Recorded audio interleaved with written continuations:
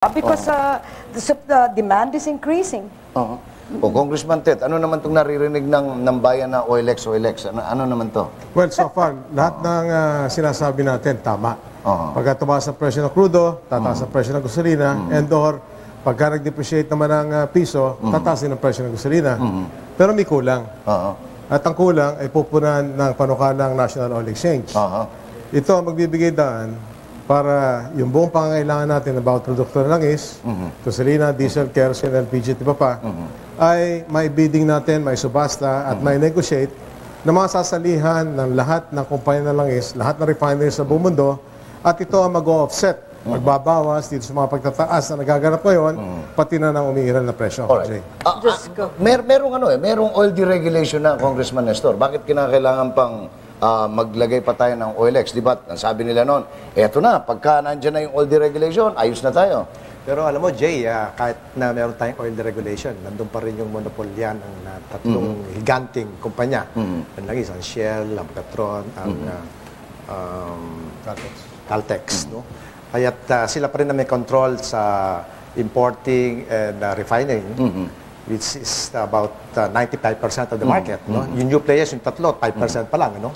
At dito naman sa distribution and marketing, they control 90%. At yung the other new players, 50 players, no? 10%, misli 10%. At nakikita mo naman, yung presyo nila tagang pinipinahan lang. At imbes na ibababa yung presyo ng mga giganting kumpanya, sumasabay na rin itong new players. Noong umpisa, 40 centavos yung difference. Ngayon, halos kadikit Konti na lang. Teka muna.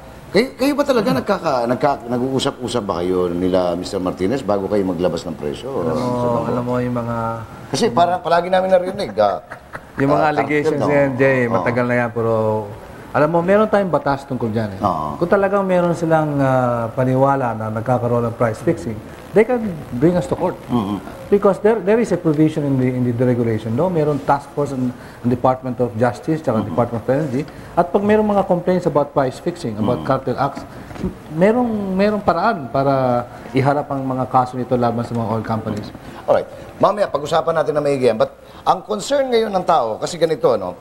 Babaliktarin ko itong aking notebook, Mang Ronnie, no? Kasi, mamaya-maya may 47 centavos increase, tapos nakakarinig ang tao, dapat ang itinaas 2 piso, dapat ang itataas piso. Ano ba talaga dapat ang correct na presyo na dapat na idinagdag base sa, unang-una, sa monitoring ng Price Watch? Well, yung formula natin at formula ng DOI, hindi tayo nakakalayo. Kaya nga, the last time, it was supposed to be 37 centavos. 37, no? Ngayon, naging 47, they were supposed to increase that September 4. Dumaan ng almost 10 days. So that amounted to about 10 centavos. So kaya nga naging 45 to 47. Now, ang sinasabi ng oil company, ito ho direct cost recovery. Yung pagbaksak ng piso at pagtaas ng crudo. Pero wala pa ho yung higher interest cost, higher overhead. So sinasabi ko sa kanila, huwag natin muna kausapin tungkol yung bagay niyan. Dahil lahat tayo nahihirapan. When things begin to normalize, then you can talk about the under-recovery of other than direct cost. Ang kwenta ninyo, 45 to 47. Tama ba yung kwenta namin, kami mga consumer, o baka naman iba ang kwenta ninyo sa industry? Well, actually, kung titignan mo lang yung paggalaw ng crudo sa presyo at saka yung pagbagsak ng piso, arithmetically tama yun. Arithmetically. Pero, alam naman natin na yung mga nakarambuan. Iba pa pala yung, may iba pang kwenta. Kasi yung mga nakarambuan, kung makikita natin, tayo ay napakiusapan ng pamahalaan na i-moderate yung ating mga price adjustments. I-defer yung mga price adjustments. Yung ating huling adjustment na 1 peso and 10 centavos, at talagang kailangan natin yung 1 peso and 35 centavos. Pero nakiusap ang Pangulo, pwede ba gawin nyo lang 55 at saka hulugan pa, 55 pa yung pangalawa. So, lahat ng ito, nagkakaroon ng accumulated na under-recoveries. Kaya nga ang industriya, for the past 8 months, ang total loss po ng industriya is almost 2 billion pesos. Malaki. Ang Shell lang po, ang total losses namin is about 800 million pesos. Ngayon.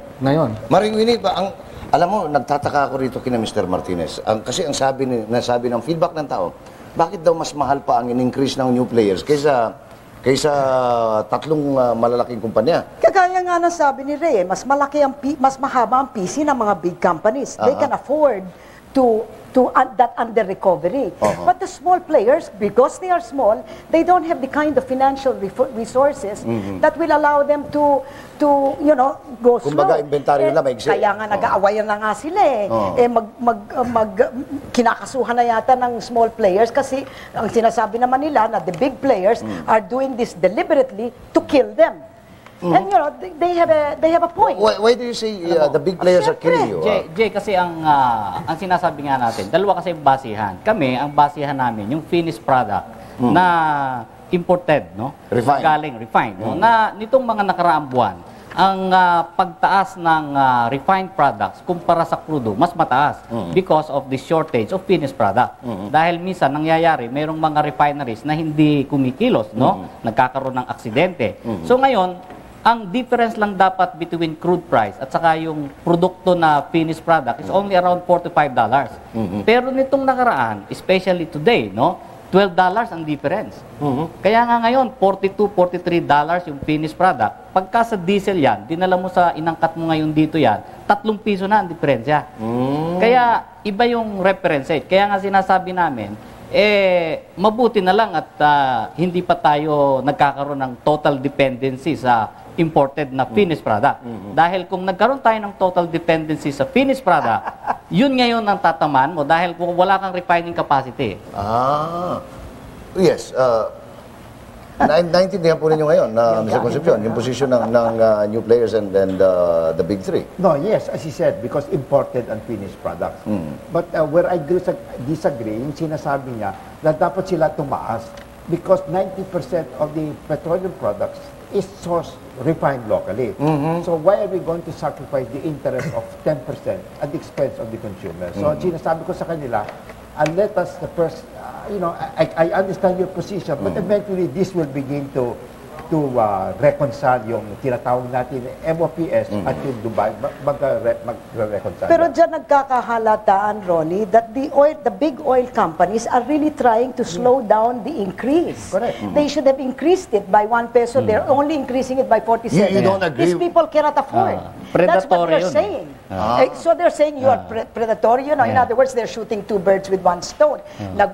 Nagpapabango sila sa public because they're really, it's clear that yung pagkataas ng presyo hindi nila minamatch sa presyo rito. Pero syempre, natatapakan nila itong mga maliliit. Nagpapalugi sila. Magandang balikan natin yan pagkalipas naman ng ilang paalala.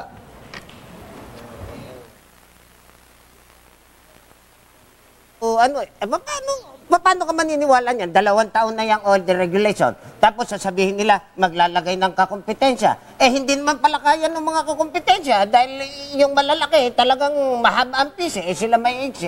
Paano yan? Ano sa palagay mo, Parikoy? Well, alam mo, Kauro, katulad nung sinabi kanina nung Mr. Martinez, yung deregulation, sinasabi niya na all things being equal. On theory, maganda siguro yung sinasabi nila, pero nakita mo naman mula nung din-regulate yung oil industry, wala na tayong narinig kundi pagtataas yung sinasabi nilang pag nagkaroon ng competition, bababa yung presyo dahil may competition. Wala naman tayong wala naman akong maalalang bumaba yung presyo ng gasolina. Paano mangyayari sa atin yan? Wala rin. Siguro magandang pag-usapan natin, tignan natin uli itong issue ng deregulation. Malamang yung kausapin natin o kaya sabihan natin yung mga gumawa nitong batas na to ng deregulation ng oil industry na baka siguro repasuhin nila yan, maghanap ng isang mas magandang pamamaraan. Oo, umisip ng panibagong paraan. Yun ang dapat. From Danny Yub Santa Ana, ano ba talagang dapat ang presyo ng gasolina? Jason Bautista of Malabon, di na kailangang ebidensya sa oil cartel, wala talagang kompetisyon. Mark of Pasig, 20%. Sasakupin ng OILX, 80% deregulated pa rin. Ibasura ang oil deregulation. Gemma Jacinto of Malabon, aminin natin, merong kartel sa langis. At pag naipasok ang oil exchange, pati gobyerno, sasali na sa kartel. Gusto ko lang ipaliwanag, kaya kami nagpo-propose ng oil exchange para magkaroon taga ng tunay na kompetisyon. Right now, as I said, there is still that monopoly by the big three, no? And we would like to invite all the players in the world, no? So from the local, we will have the world competition for the gasoline and other refined oil products that we need, no? Ang problema natin dito, itong tatlong giganting ito, meron silang koneksyon doon sa mga upstream industries, no? Yung mga nasa OPEC, katulad ng Shell, konektado yan sa Royal Dutch. Itong Petron, konektado sa Saudi Aramco. Itong Caltex ay sa Texaco, no? Chevron. With this system, nape-perpetuate yung cartel ng OPEC dahil yung kanilang mother companies, doon sila kumukuha ng produkto, siyempre, necessarily, mataas ang presyo nila. So, they have to pass on to the consumers, mataas na presyo rin. Dapat kung correctin yun, Jay, dahil sa yung Shell, hindi kasama sa OPEC yan. Kung titingnan natin yung mga miyembro ng OPEC, ito yung mga pamahalaan. These are sovereign countries. Iran, Iraq, Saudi Arabia. Walang Shell dyan. So, hindi ko maintindihan saan nasasabi na ang Shell kasama sa OPEC. Hindi kasama ang Shell sa OPEC. Pero bago natin pag-usapan yung oil exchange na yan, pwede ba? Kailangan natin ipaliwanag itong oil deregulation. Ang sinasabi ho ni Tandang Urot na ang pag-deregulation ang siyang nagpataas ng presyo. Parang tumaas pa. Yan Parang pinagpapataas ng presyo. Para bang sinasabi, ang pagpupunta ka sa ospital, diyan ka mamamatay. In other words, he's blaming the wrong thing. Just because the oil prices went up after the regulation does not mean that the deregulation caused the oil prices to go up. Huwag naman natin, let us please think a little logically. Nakikita naman natin kung ano ang basihan ng pagkataas ng presyo. Nakikita naman natin that the international oil price, ayan talagang may kartel dyan. Kung may kartel dito sa Pilipinas, hindi pa natin nalalaman yan. Pero alam natin na may kartel. Maliwanag na kartel yung OPEC. Yes. Ngayon, sinasabi nila may kartel dito. Alright. Hindi ko nakikita yun If there is an OPEC cartel, how will the oil deregulation address this particular problem now, Congressman Ted? Balikan nga natin yung number one na tanong. Meron bang paraan para mapababa ang presyo ng langis? Meron. Sabi namin, oil exchange. Sabi nila, hindi. Kung ang batayan natin ay mga batas, for instance, WTO, ano ba sinasaad ng WTO? Sinasabi ng WTO, alisin ang lahat ng hadlang para makapasok ang mga produktong banyaga, para makapag-compete sa mga local na produkto, para sa kapakanan ng consumer, bababa ang presyo. Ano ba sinasabi ng oil deregulation? Hindi lang papasukin, i-promote at encourage ang pagpasok ng mga new participants na magkaroon ng malayang kalakalan para bumaba ang presyo. Ano ba sinasabi ng saligang batas? The same thing. Ipagbawal ang monopolya para sa interes ng publiko. Ang oil exchange, exactly yan ang gagawin. Okay. Papapasukin yung oil ang lahat. exchange, monopolya yan That is a monopoly by the government. We are supposed to be against monopolies because they are inefficient. Paano magiging monopolya ang oil exchange? Well, because you're the only one who can buy the oil products from abroad. If I may explain. That is what a monopoly is all about. If I may explain. Pakinggan muna natin kung viable ba itong oil exchange na ito. No, it is not viable. Okay, paliwanag ko ninyo. Ang gagawin lang ng oil exchange, siya mismo ang magko-conduct at magsusupervise ng worldwide bidding, masasalihan ng lahat ng mga oil refineries. How can it be a monopoly? To start with, wala namang produkto yan na isasali sa bidding. Pangalawa, hindi naman kasali sa bidding. And unlike monopolies na nag-monopoly price, overprice, sasamantala, hindi tutubo kahit na 1 sentimo. Hindi rin makikipagkompetensya sa big three at saka mga new players sa distribusyon ng mga produkto ng langis dito at sa ating sambayanan. Paano naging monopoly yan? Jay, simple lang ang definition ng monopoly is when it's a market condition. Isang kondisyon na iisa lamang ang kumukontrol ng pagpapapasok at pagdidistribute ng isang produkto. So, kontrolado niya lahat. Ngayon, nagkakaroon ng redefinition kasi ng monopoly. Hindi, yung produktong sinasabi, may produkto yon na congressman. Sapagkat under Section 4 nung inyong batas, lumalabas that oil exchange must have the exclusive right to purchase and to distribute. That's your product. The moment you purchase from international refiners, it becomes your product which you will pass on to us. Mr. Martinez, alam mo yung mga panukalang batas, yung mga original na panukala, pagka naipasa na yan, hindi mo na makakilala. Dumaan na yan sa maraming pagre-refine, pag-amend. And we have refined it so much na ang gagawin lang yan, magkoconduct at magsusupervise ang bidding, tapos. Lahat ng nangyayari ngayon, aspeto ng industriya ng langis sa atin, mananatili. And in short, babalik tayo sa monopolya. Paano namang magiging monopolya? Samantalang yung oil exchange ay papasukin ang lahat ng mga kumpanya na lang is oil refineries ng malayang-malaya. So in short, yung gobyerno natin sa pagbili ng mga equipment, materials and supplies at iba pang bagay na idadaan sa bidding dahil yan ang batas ng COA para makababa ng presyo, ay isang monopolya. Sapagkat nagsasagawa ng you are bidding. accepting that it is a monopoly. Gusto daw mag-react sandali ni Ronnie. No, ang gusto ko, habang dinedebate ang oil exchange, a pragmatic solution para malis ang perception, the Department of Energy can conduct weekly biddings. In other words, ano gusto sabihin dito? They will pre-qualify bidders and then lahat ng mga oil companies and then including the three, there will be a bidding and the lowest bidder then Including the foreign refineries. yes, including That's the oil refinery. exchange. But you don't need it mandatory. Pag makita mo, let us say the crude is $28, sasabihin na siya, mas mura, dyan ako bibili. Yun ang Sandali lang. The oil exchange is not buying crude. The oil exchange, according to the bill, is buying finished products. Yes, but they're buying gasoline, diesel, etc. So there's nothing to do with crude. No, but this is where I disagree. If you don't You disagree with the oil exchange. Because if you exclude crude, Kaya then conditional we will be yung ano eh, subject to conditional volatile yung kanya exchange. position. In other words, you are not talking about the oil exchange as originally proposed. envisioned by this two. Ah, Okay? Itong ating naman tagu-usapan ay talagang dumadaan sa process para maging refine. Talagang maayos. At yung kanina pinag-uusapan namin ni Tet Garcia sa Kongreso, dapat pwede rin pumasok sa crude oil. No? Sapagkat kung magkakaroon tayo ng pre-computation at nakita natin talagang it will be really at a lower price. No? Bakit hindi? But this oil will be refined in the existing refineries. Ano? Ang gusto ko lang bigyan din dito, what we are proposing ay magkaroon ng facility lang. There's a venue where suppliers and buyers can meet and there is a transparent transaction using electronic devices, computer. Malalaman natin talaga kung magkano ang presyo ng oil, refined or crude, at malalaman na natin talaga kung ano talaga dapat ipasa ito sa consumers. Ang problema, this is a trade secret eh. Tinatanggap na lang natin, line, open sinker, kung ano sasabihin sa atin ng higanting kumpanya. Gusto ko mag-react dahil sa yung sinasabi ni Congressman, actually pwede na natin gawin ngayon yan eh. Hindi mo kailangan gumawa ng batas. No?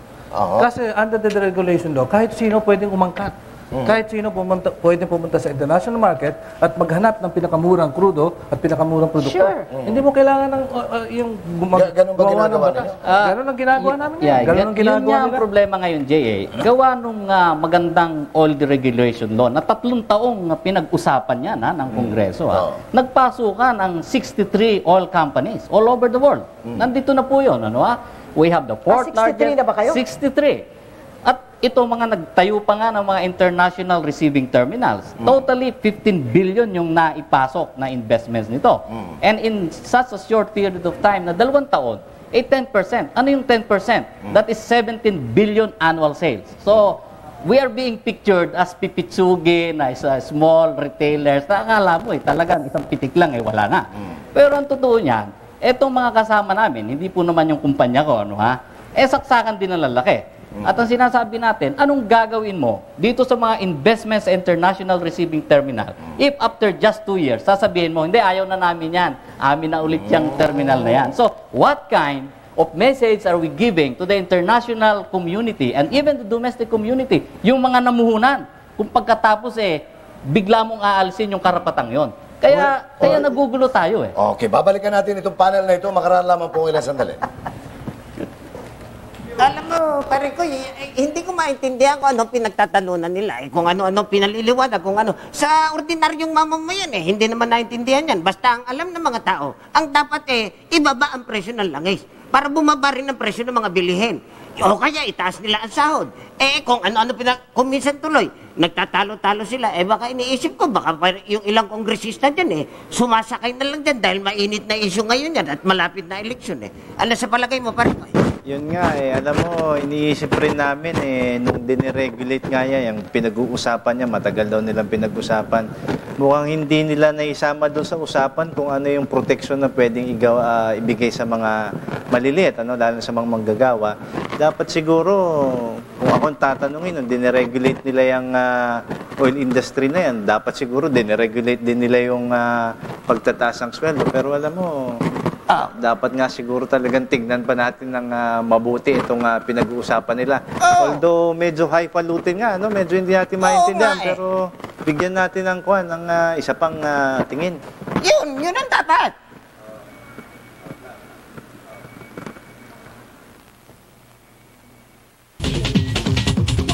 Alam mo, pare Koy, ano nga ba sa palagay mo ang epekto nitong pagtaas ng presyo ng langis dito sa ating mga ordinaryong mamamayan? Unang-una sinasabi ko pa kanina na unti-unting kinakain yung purchasing power ng mga manggagawa. Although kahit ano sabihin ng mga kasama sa gobyerno na keso bawat pagtataas daw maliit lang yung epekto. Alam mo, pag pinagsama-sama mo to ang suma total nito malaki rin. Katulad yan, hindi naman wala naman tayong mekanismo para isabay yung sahod natin do sa pagtataas ng presyo. Kaya sa bandang huli, by the end of the day, makikita mo na yung pagtataas ng gasolina, kinakain na ng unti-unti yung sweldo mo. Yung, di ba Huwag na maintindihan ng ating mga mamamayan. Alam mo, kahit magpunta ka sa palengke, makita mo yung lahat ng bilihin. Hindi ko alam kung talagang sumasabay din doon sa pagtataas ng presyo ng langis. Siguro maigit pakinggan natin kung ano sasabihin nila. Kung anong pagtatalunan na naman nila, Sige. Alright, tama-tama. May mga additional comments dito. Sangayon sila sa National Oil Exchange para magkaroon ng kontrol. Si Rodrigo ng Makati, paano lalaban ng maliliit sa Big Three? Mas malaki ang buwis sa kanila. Ang gobyerno ang gagawa ng guidelines para sa bidding. Anong assurance ng mamamayan na hindi makikialaman malaki sa resulta ng bidding? Baka naman mababa ang presyo, kulang naman ang supply, sabi ni Lisette. Tama. Oo. Kaya pinipilit daw ni Congressman Garcia yung Oil Exchange dahil kinakamada ang pagbili ng ni Luciutan ng Coastal Subic Bay Terminal. Ronald Nasampalok, the Oil Exchange will only create a monopoly. Yes, there are short-term benefits, but will have long-term consequences. Siguro i-address mo natin sandali yung concern ng mga ordinary mamamayan. Sino ba naman ang hindi gustong bumaba ang presyo ng langis? Alright? Yeah. But ang sinasabi lang natin, ang pagbaba ng presyo ng langis ay hindi magagawa sa pamamagitan ng itong oil exchange na ito. Sa palagay ko, baka tataas pa ang presyo ng langis. Alam mo naman kung ang isang government corporation ang gumagawa nito talagang mapapasok ka na dyan sa bribery, mapapasok ka na dyan sa mga commission, sa mga kung ano-ano dyan. And then they're going to take over daw all the terminals or 1/4 of the terminals the way Ronnie wants it to be. You are substituting a very inefficient... Let's find out. Ano ba talaga, as in vision, paano sistema? Kung hindi gobyerno bang mamimili o sila bang mamimili? Paano ba sistema, Congressman Ted? Well, flexible dyan Actually, ang proposal natin gobyerno, pero kung talagang malaki ang kanilang objection sa gobyerno, it could be run also by a private, non-stock, non-profit corporation, kagaya ng Philippine Stock Exchange. Kaya nga lamang, hindi dapat i-stock up pa ng broker, gaya sa Philippine Stock Exchange. Kinakailangan lahat ng sektor ay Will you be happy with that, Ronnie? No, my proposal is there be one representative from the labor, one NGO, one from the House, one from the Senate, and the Department of Energy as the chairman. And all it will do is accept the bids, and if it is good, accept free market forces. Tignan nga lang natin kung anong gagawin yan. Right now, meron ng 63 companies with their bids. Plus the 3, that's 66. You want it whole wide world. Alright? Because you say you got to be... Natatakot kayo kasi nagkakakontsaba itong 69 people. What I like is beside the point, that's the perception of the people. So you allow Ang importante is the perception of the people should not be encouraged if it is wrong. Well, let me But we're not correct encouraging. You are encouraging. What is wrong if we have a public bidding? Sa akin, napakalupit nito because you are saying that because magkakaroon ng National Oil Exchange, bababa ang presyo ng langis. Hindi po mangyayari yan, sinasabi ko sa inyo. I am not saying a national exchange. Habang tumataas ang presyo ng crudo sa world market, hindi po bababa. Whether you have OILX or whatever. And in fact, if you have OILX, I feel that you are Jay, going nais ko lang tuwirin, ha? Hindi totoo na 63% na naglalaban-laban. Kasi ang industriya na langis, 63 companies na naglalaban-laban. Kasi ang industriya na langis ay kinabibilangan ng dalawang sektor. Yung tinatawag na refining, importing sector, at saka yung marketing, distributing sector. Sa refining, importing sector, lilima ang kumpanya naglalaban-laban dyan. Yung Big Three, and probably tatlo na new players na may-ari at nag-ooperate, o kaya nag-ooperate ng mga ocean receiving terminals, sila lang mga pwede makapag-angkat ng mga produkto ng langis na pwede ilaban dito sa mga local refineries natin. So in short, and kahit na lilima sila, aanim sila, yung tatlong new players account already for 5% of the total supply. So makikita mo ang beneficyo niyan kung imbis na tatlo ang lalaban dito sa Big Three, yung tatlong new players sa buong mundo. Well, 2 taon, Jay, that's right. And kung wala tayong alternatibo, then let's wait. Pero may alternatibo nga tayo At ito nga ay sinasaad ng WTO, ng Oil Regulation Law at ng Saligang Batas. Ang para sinasabi natin yan, pagka itong oil exchange na isasagawa yung iniaatas ng Saligang Batas ng WTO at ng Oil Regulation Law ay hindi magpapababa ng presyo, sinasabi natin na yun ay hindi tama. Pero yun ang sinasabi ng batas na bababa ang presyo, WTO at ang Saligang Batas. Alright. Yes, Congressman Estor. Wala naman masama siguro kung talagang hanapin natin yung sistema na magkakaroon talaga tayo ng tunay na kompetisyon na siyang sinasaad naman ng Oil Deregulation Law. No? At nakikita naman natin yung status ngayon ay talaga wala naman tunay na kompetisyon. At hindi natin naabot yung talaga mga players sa buong mundo. No? At maganda dito sa oil exchange, katulad na sinabi ni Secretary Paul Concepcion or Mr. Concepcion, eh talagang magkakaroon tayo ng transparency dito. There will be public bidding, malalaman ng taong bayan kung magkano ang presyo talaga pinagkuhanan natin ng gasolina, at alam natin kung ano yung papasa natin presyo. Which brings us to the question, what is so wrong with the oil exchange? Sandali lang. Let's talk about that public bidding. If that's all what you want is the prices everywhere in the world, those prices are available right now. Without a law. Without a law. Tayo muna, sandali lang. The oil deregulation allows people to buy. Allow anybody to buy. Anybody. So if your gasoline company or your bus company wants to buy from abroad a finished product, andyan yung presyo, pwede niyang ibali yun. Well, the law allows that, Jay. Bakit kailangan pa ng oil exchange? The law allows that. But it's impracticable. Dahil ang pwede lang mag-angkat ng mga refined petroleum products ay may mga ocean receiving terminals. At tatatlo lamang yan. Okay. So let's go now to the oil exchange. So you have the oil receiving terminals of the big five, gawin na natin. The big six. Okay, the big six. What are you going to do? You're going to take them over? No. You will not. You will build your own. No. Ano? Saan pupunta? Saan dadalhin yung ano? Yung buong pangailangan ng sambayanan na ibibiding ng oil exchange, yung pertaining doon sa pangailangan ng Big Three, diretso na i-deliver sa mga storage facilities nila. As is, lahat the same. Yung requirement naman ng Big Three, yun ang pwedeng i-deliver sa Subic o kaya man sa ibang mga ocean receiving terminals na sinabi nga ni Mr. Martinez ay nag-invest na sila. So, in short, as is lahat yan. Pero kung as is pala bakit pa tayo mag-oil exchange? Kung as is pala. Kung naman paano naman yan. Ang problema lang ni proposal ni Ted Garcia is because it's finished product. So, if the bid of the finished product is low, you mean to tell me you will ask the 3 refiners, please just buy imported products, close your refineries. Yun lang ang talagang objection. Paano ngayon? That is the mandate of the WTO. That's the mandate of the oil regulation. You know, this might You have distorted the whole thing. Well, in the state of California, My goodness. kung saan nakuha natin itong ideyang ito, yung exchange idea, prior to 1996, ang buong industriya ng elektrisidad sa California ay kontrolado ng tatatlong utility firms. Ginawa ng California, nagtayo ng power exchange. Sa ngayon, ibinibiding... Kuryente ito, ha? Kuryente. Ibinibiding ang buong pangangailangan ng California on an hourly basis.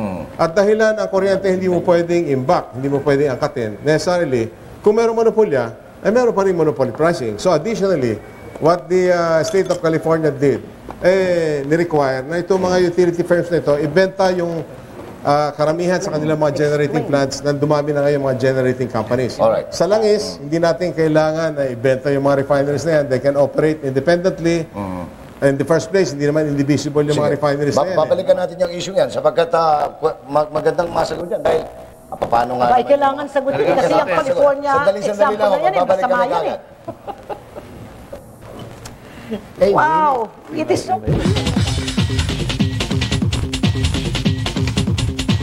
Alright, prices tama-tama. at which they buy Tama-tama, balik with tayo. everybody else. Bago tayo magpatuloy sa ating talakayan, nais ko lang pasalamatan yung bumubuhay sa ating palatuntunan, CityMax Incorporated and CW Group of Companies for our chairs, Red Ribbon Bake Shop, Tropical Hot Hamburgers, the Philippine Charity Sweepstakes, Camelot Hotel, the Neche Tailoring, Don Enrico's, and Flora's Natural Spring Water. Gusto ba agad mag-react, Mr. Martinez? Kung ganun lang kasimple pala ang solusyon sa pagbaba ng langis, ng presyo ng langis, ginawa na sana yan sa buong mundo. Lahat sana may oil exchange na nagpababa. But we have to consider na yung process ng bidding, yung auction na tinatawag, isang napakaliit na porsyento yan sa total na presyo ng langis. Ang pinakabuod ng nagdidetermine ng presyo yung crudo at saka yung exchange rate. So ang pinag-uusapan lang natin siguro is between 5 to 10% of the price. Dati piso ang puhunan, naging 3 piso. Dati ang palitan 30, ngayon 46. Ang inalaw sa oil company na pagtataas 2 piso. So anong hinahabol ng oil company? Jay, bumalik Mahigit ka na naman piso. tayo dyan. So ang sinasabi lang natin, Jay, kung gano'n lang pala kasimple, bakit ni isang bansa sa buong mundo walang gumawa niyan? Sapagkat imposible. There's always a first time. Papababa. Bago tayo makarating doon sa buwan, feasible. wala pa nakakarating sa buwan. Yung example na power plant, ibang-iba naman yung negosyo ng fuel products. No? Yung sinasabi ni Congressman na ito ay hango sa modelo ng California power plant. Ibang electricity. Electricity is a homogeneous product. Nag-iisa yan. Hindi nag-iiba ang quality niyan. Ito pwede mong i-on-off. Itong oil products, may kailangan ka meron storage, kailangan mo i-transport, iba-iba mga qualities niya, no? So, hindi pwede mong i-compare. Alam mo, Jay, ang kinakatakutan dito ng mga tao. We'll give Congressman Ted Garcia because kukunti na lang yung ating panahon. Okay, having said all this, why are we maintaining the position that we need the oil exchange? Well, una-una inuulit pa ulit-ulit na tumataas ang presyo ng crudo, nagde-depreciate ang halaga nating piso. Ang iniaatas ng WTO ng Oil Deregulation Law na saligang batas, buwagin ang monopolya, magkaroon ng malayang kalakalan at yan ang magpapababa ng presyo. Kung sinasabi natin na hindi totoo yan, sinasabi natin na mali yung batas. Pero yan ang sinasaad ng batas at nobody can argue against that. So, if at all, ang magagawa nito makasiguro lamang tayo na sinasabi nila na sila ang makapagbigay ng pinakamababang presyo, ay masisiguro natin yan kapag may oil exchange. And the cost of operating an oil exchange is less than 1/2 centavo per liter. Okay. So, bakit hindi natin gawin? Congressman Estrada. Sabi nila, bakit hindi na lang natin gawin yung ginagawa nila? Kinakailangan pa rin natin yung mandate of the law. Hindi pwedeng nagkasundulan sila at tayo palagi nakikiusap sa kanila. There should be a provision of law to that effect para naman talagang garantisado tayo na yung sistemang yun ay umiiral. Ang sama nito, sila lang nakakalam. Ang presyo, alam nila, pero hindi alam ng taong bayan, nagugulat na lang tayo pag sinasabi nilang ganito ang presyo. Mas magandang malaman ng taong bayan. Hindi ko na maintindihan itong mga new players. Bakit ayaw nila ito? If we can get our source of gasoline and other products at a lower price, bakit ayaw na tanggapin yan? Mas malaki kikitain nyo o mas maganda para sa inyo, we can get this at a lower price. Dahil hindi totoo, Jay, na magkakaroon ng garantisadong mas mababang presyo kahit magkaroon ka ng oil exchange. Kami nga ngayon, direkta na nga all over the world. Araw-araw, meron kaming feed na sa computer. Kung magkano. At siyempre, So, in effect, parang ginagawa nyo na ginagawa na yan. At sinasabi ko nga sa atin, nasa sa batas na nga na pumasok. Kaya nga kami pumasok Pininindigan nga namin. Dahil lang sa ganda ng provision ng batas ng deregulation, pumasok Kaya lang sinasabi natin sa ating mga kababayan, Mula sa 100% control ng Big Three, ngayon po 90% na lang. Bigyan nyo naman ng puwang sapagkat ang deregulation, kagaya sa telecommunications, no? Dati monopoly ng PLDT. Ngayon, nang dumami, pati international calls ngayon, bumaba na. So give it time. Ganon din sa banking sector, bumaba na yung interest rate, bumaba yung spread. Ganyan naman hindi naman ura-urada tayo na biglang hindi pa lang nakakakuha ng medyo maganda-ganda, baguhin mo na kagad. Paano tayo aasenso niya? Sandali, patapos na tayo. Ronnie, ikaw ang aming sandalan sa pagmamanman ng lahat ng ito with respect to oil. Ano ang pwedeng pang-asahan ng mga consumer dito sa talakayang ito? Meron ba kaming dapat asahan dito sa oil exchange, dito sa oil deregulation? Where do we stand? Well, we've discussed, debated the oil exchange. No? Meron po mga suggestion. But to me, the most pressing issue, next month, the price will go up anywhere between 80 to 120 per liter. Per liter? With Check yun. With or without oil exchange or oil deregulation? Minimum 80. And the way it's moving to 120. But ang Taas gusto pa ko pala. mangyari, ito ginawa natin sa panahon ni President Aquino na pumunta ako sa IMF at we were able to convince Camdiso. We had a 14 billion peso deficit. He wanted wipe out. So we said, we'll wipe it out over 7 months. Nawala yung deficit. So ang mungkahi ko, ipas itong batas sa Kongreso na bigyan ng Presidente flexibility na gayon, tumataas ang presyo, pwedeng ibawas ang buwis ng diesel, at least on diesel, at pagkatapos, when the prices begin to go down, ibabawi ng gobyerno, tataas ang specific tax. So, suma total, patas ng gobyerno, hindi malulugi. Yun ang aking mungkahe. That's a good point. Like now, instead, imbes na una 20, gawin natin kalahati. 60 centavos, bibigyan mo sa taambay. Ngayon, 60, abunahin mo ng gobyerno, and maybe by January, pag bumaba, then you will recuperate. Maintaining. We need, very briefly, from a socio-economic standpoint, where are we going dito sa nangyayaring ito? Or we just have to live with it? Well, there are certain things that can be done to alleviate it. We have no control over crude oil price. That's OPEC. All right, that's demand and supply, and they are influencing supply. What we can do, Ronnie's point, is that the government can reduce some of the taxes. But alam nyo, ang Pilipinas, maliit pala ang taxes na ina-apply sa crude oil. Ang lalaki ng taxes sa France, England, etc., the United States, and they refuse to reduce their taxes. But we are poor, so maybe the government can do that, number one. Number two, wala na akong masasabi kung hindi, let's try at least to economize on our purchases of oil or oil products. Wag na muna tayo magtipid na tayo sa elektrisidad, sa everything that has to, because that is the only way we can fight this increase. We cannot fight it with oil exchange. We will probably lose more with an oil exchange because it is so totally baseless. You maintain na yan ang solusyon, Congressman? Baseless. Well, Very briefly, dahil patapos na tayo. yes, very, very briefly. WTO, yan ang mandate. Yan naman ang WTO. That's why even yung mga local na industries natin would have to compete with yung importasyon ng mga foreign products. Why make an exception to the oil industry? Na could be considered as a foreign trader. Kasi yung crudo ay hindi indigenous natin. Inaangkat pa rin natin at hindi sariling atin. Tandang Urot, baka meron pa kayo pahabol dyan na kayo ni Alex. Oh, Jesus. Pare Koy, ano ba masasabi mo paring Alex? Well, bottom line, itong presyo ng pagprepresyo ng petrolyo, ito ay napakalaking epekto sa kabuhayan ng lahat.